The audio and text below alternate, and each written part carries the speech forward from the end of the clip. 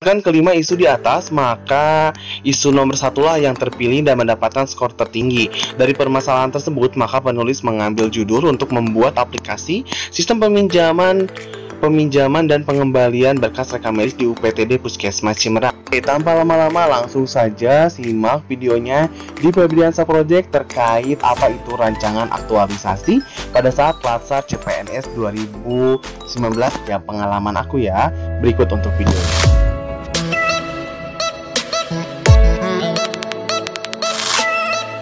Assalamualaikum warahmatullahi wabarakatuh. Bertemu kembali dengan aku Febri di Febriansa Project.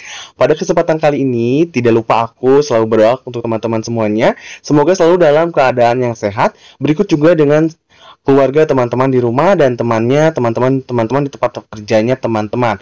Oke, kita langsung saja ke video pada saat ini, yaitu terkait tentang rancangan aktualisasi. Apa itu rancangan aktualisasi? Di sini aku bakal menjelaskan terkait urutannya ya. Untuk pertamanya, seperti biasa, teman-teman membuat cover, dimulai dari logonya, terus ada judulnya dan nama teman-teman sama NIP teman-teman. Kemudian di lembar selanjutnya itu adalah lembar persetujuan nih teman-teman terkait judul teman-teman dan mentor dan coachnya. Untuk yang ketiganya itu adalah kata pengantar. Di sini juga ada daftar isi yang sudah dijelaskan. Pertamanya itu lembar persetujuan, kata pengantar, kemudian daftar isi tampilannya seperti ini. Nanti juga ada daftar gambar nih teman-teman, gambar apa saja yang ada pada rancangan ini. Kemudian ada daftar tabel, daftar lampiran.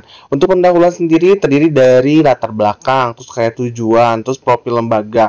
Kemudian ada bab 2 nih yang tentang rencana aktualisasinya, di mana yang pertama adalah rancangan aktualisasi 2.1. Kemudian di 2.2 adanya identifikasi permasalahan, di 2.3 rencana kegiatan aktualisasinya dan selanjutnya. Kemudian untuk bab 3-nya sendiri adalah kesimpulan.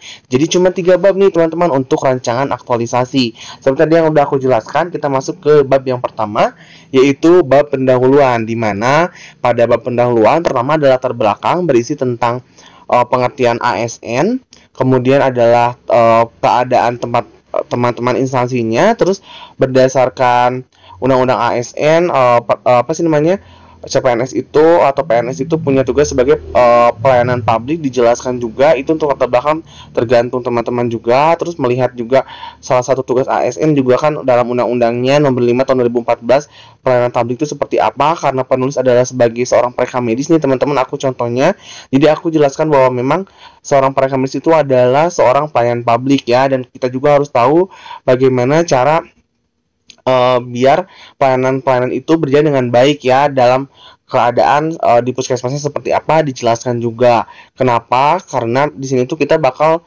menganalisa permasalahan atau isu yang terjadi di puskesmasnya teman-teman atau di instansinya teman-teman. Seperti yang aku buat nih, adanya sistem informasi dikarenakan memang masih manual dan juga sering terjadinya double rekam medis, terus misalnya peminjaman rekam medis yang tidak teratur, lama, terus tidak sesuai dengan undang-undang rekam medisnya, seperti itu. Kemudian juga teman-teman pada bab 1 ini dijelaskan juga ruang lingkupnya seperti apa, tujuannya seperti apa, terus profil lembaganya juga dijelaskan ya, dari mulai visi misi dan yang lainnya sampai ke struktur organisasi.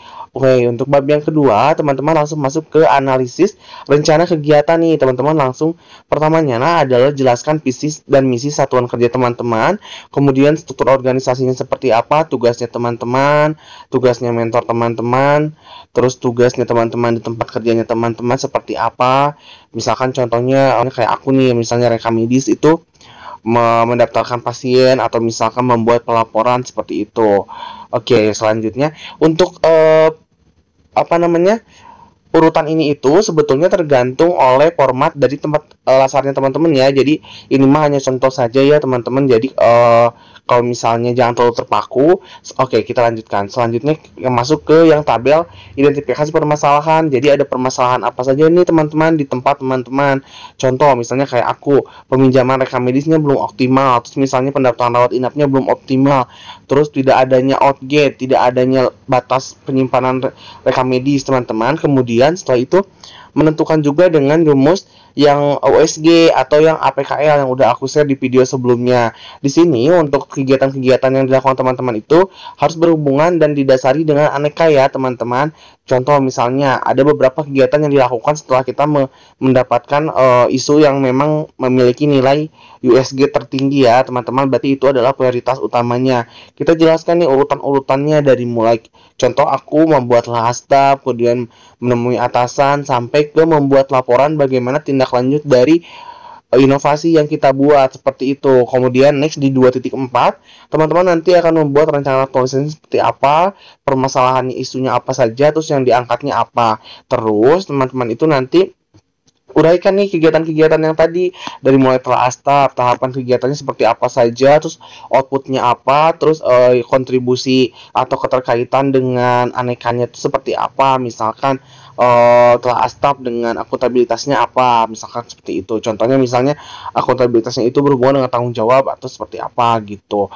Dijelasin aja semuanya sampai kegiatan-kegiatan selesai, kayak misalnya tadi prastab, terus misalnya mendesain formulirnya, terus sampai ke ada dilakukannya dibantu sosialisasi, monitoring, evaluasi dan yang lainnya ya teman-teman untuk bab yang ini. Dan jangan lupa terakhir juga teman-teman membuat jadwal kegiatan habituasi nih. Contoh kan tadi tuh ada 9 kegiatan nih, aku hari teman-teman tuh harus punya target kelas staff berapa hari sampai ke pelaporan tuh berapa hari.